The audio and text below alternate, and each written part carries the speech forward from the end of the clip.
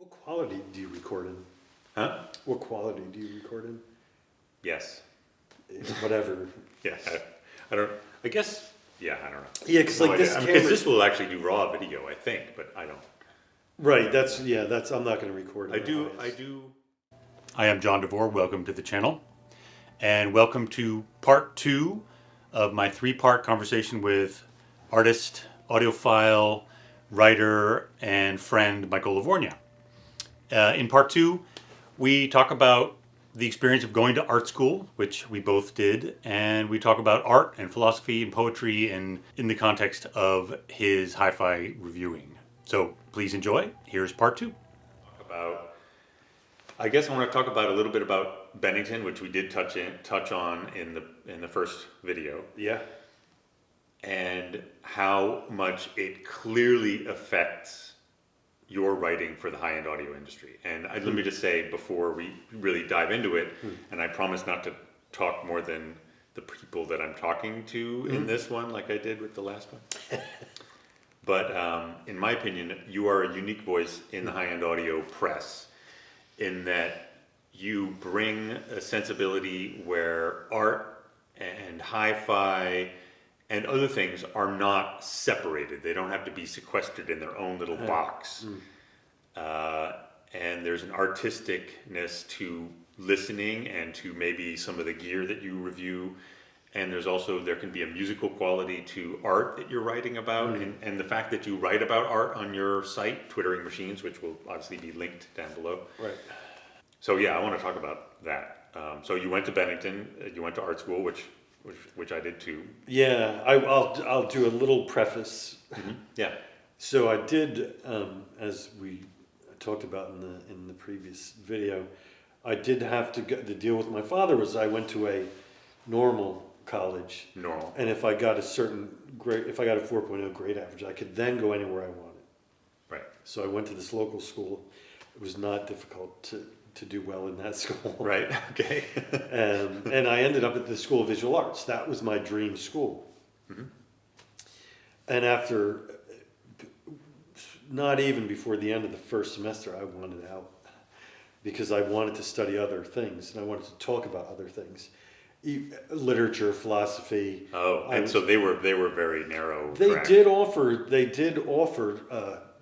these other classes, but most students weren't very serious about these other Right. studies. So they were like a board lecture guy, sort of sitting. Yeah, there. and it really just wasn't working for me. So I ended up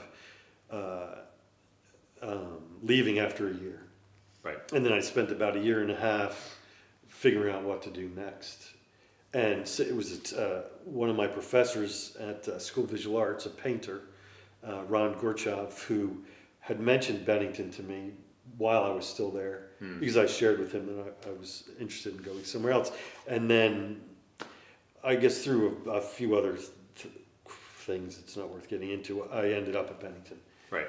So that's where I spent the remainder of And you were instantly happy there. I mean, you knew right away that it was the right place. from the first day. Yeah. Yeah, that was the place for me. Very tiny school, 800 students. Right. In total, on over 1,000 acres of land in southern Vermont. And a lot of the students ended up there. They didn't really fit in normal, quote unquote, academic environments. So you can't, I mean, it really felt in some ways like the outcasts, which suited me just fine. Right. And it had a very good writing program. I mean, the classmates in my, when I was at Bennington, included Bret Easton Ellis, Right. Donna Tartt, Jonathan Lethem. I Right. mean, it's like, Right. whatever. I mean, it attracted an interesting group. Yeah, it was for me, it was a very magical place. And, to your point, I never felt quite settled. I felt always a little awkward in high school. And it wasn't until Bennington, and it was the first time I had gone away, right? School of Visual Arts, I commuted. Right. So that has a lot to do with it as well. But I recognized the first night I was walking around campus, like all of that baggage of being known and your behavior being expected because people know you and you're in this environment, was gone. Yeah, you And rewrite your history. Your first day. I mean, I Yeah. literally consciously did that when I went to RISD.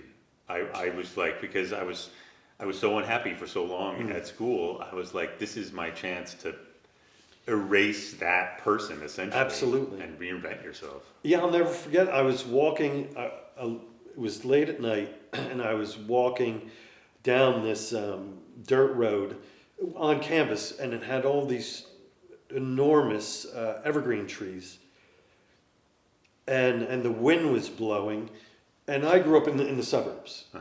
I'll start that, surrounded by highways. So it was never quiet. Right.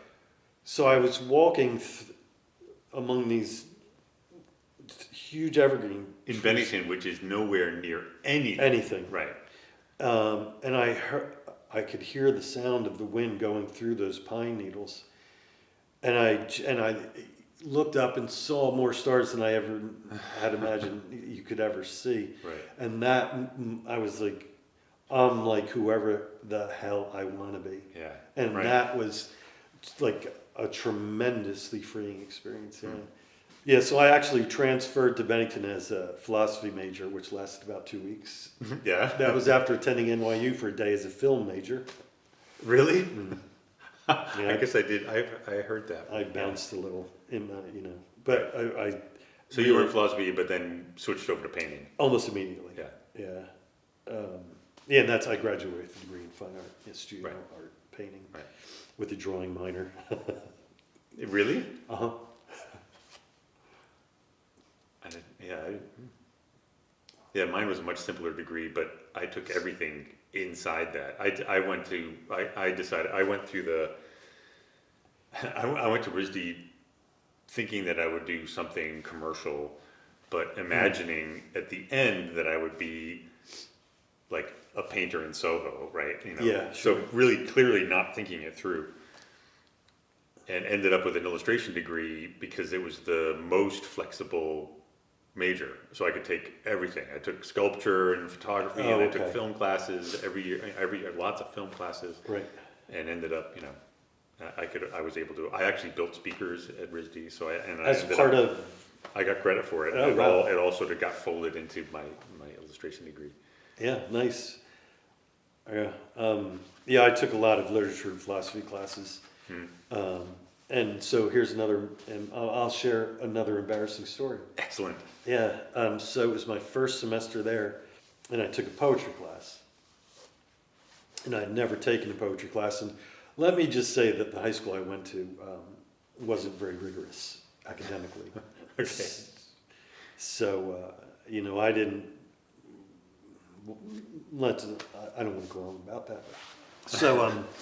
So I took this poetry class. It was a very serious poetry class, and again, like maybe 12 students, and I can't remember the professor's name. It was this woman who was just fabulous, so incredibly knowledgeable, and just blew my mind. And I have to say, we started that class, and I didn't have a clue what I was reading.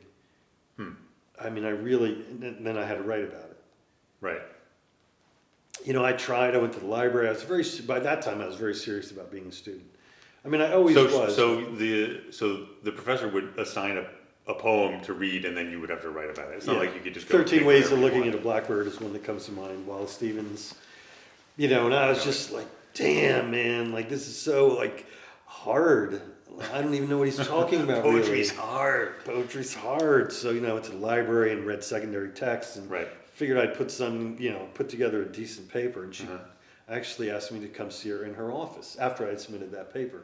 It was on Wallace Stevens' 13 Ways of Looking at a Blackbird. And she looked me straight in the face when I sat down and said, have you ever written things before? Have you ever had to written write things? Critical papers? And I was like, not really. Right. She's like, well, it shows. So you should take a remedial writing class. Wayne, I remember this like it was yesterday. Wayne Hoffman-Ogier teaches a very good intro to writing class here at Bennington, and you should take it. If you could get in this semester, I recommend you do it. Right. And so I was like, okay. Was she kicking you out of the poetry class No. simultaneously? No, okay. No, she was strongly recommending Right. that I go talk to That Wayne. you augment your... Yeah, even though the course had started, but that was Bennington. Right. It's my only real experience with this kind of thing. And I went to see Wayne. He was like, "Oh, sure, come Right. on in, Come on in, it's fun. Yeah, so I took that class, and he was great, and I really enjoyed it. And by the end of that semester, he was asking me if I thought I'd be interested in being a writer. I mean, I was going to say, they did a good job because, your writing is great, Well, I think it's but- widely admired in the industry. oh gosh, well, he was just, he was very he was very enthusiastic. End of sentence, regardless. Right. He was one of those great teachers that Right. had endless amounts of enthusiasm if you were willing to put You were in there some with work him. and work. So it was just wonderful. And I met someone in that class who became my best friend all through college, Joe Clark. And because he came in with a paper we had to write a paper on Virginia Woolf's A Room of One's Own. And he came in with this satirical paper that ripped it to shreds, and I had tears coming out of my eyes. I was laughing so hard. Up till that point, I found him to be a bit standoffish, this guy Joe. I was Right. always looking at him kind of sideways, like, what's up with that dude? And the teacher had him read his paper, and I literally was in tears laughing so hard. I was like, okay, I got to get to know this guy. So he was an interesting guy because he had always been a writer, and he also he was in the Air Force, disappeared, and hitchhiked around the country for a number of years, and landed at Bennington Wow. as a A writer. very different course. As a writer and a sculptor. Right. So yeah, we had some peculiar things in common. Anyway, so I really took to writing. I really enjoyed once I was taught Right. How to do it. how to do Have it. you ever Yeah, written a paper before? You're just like, actually. yeah, not really. Never really had to. So I always That's a took- great story, though. What a great school. It was a great school. Clearly a great fit. Yeah, it was. Yeah, it was. It just was. Yeah. I absolutely couldn't have been more fortunate to have ended up there. So I took literature and philosophy. I was very into philosophy. I still am, I guess, to a certain extent. But so I kept doing that alongside painting. Right. So I was constantly writing papers, Right. which I really So enjoyed. nobody looking at the video can see this, but obviously you can see poetry. I see Dickinson, Oedipus. So we have poetry and philosophy Yeah. well represented here, Yeah. along with some art or just sort of odd tchotchkes. But on both sides, out of frame, is tons of art. Yeah. There are, I would say, 24 at least framed pieces, many of which are yours. Yeah. On that side, there's a triptych painting of yours on this side, plus more of your amazing sculptures. And I will definitely cut in Oh, cool. Oh, thanks. pictures Cool. of a lot of the stuff. But Yeah. it's all around us what we're talking about, and that's another thing about you that I thought we sort of have in common, because when you go to my office, I am all around I'm surrounded by myself in there as well. Right. So yeah. Yeah, well, on the other side, so this bookcase and the bookcases behind it separate the listening area from the rest of the barn space. And on the other side is where I work on my art. Right. Yeah, so that all happens in the same space Right.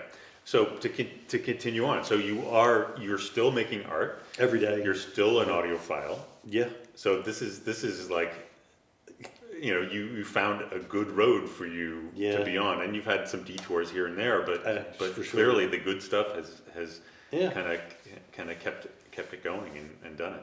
yeah. I hadn't really thought of it that way, but it's true. Yeah, yeah, I guess when you go through things, the ability to take a broader view can be more difficult. Right.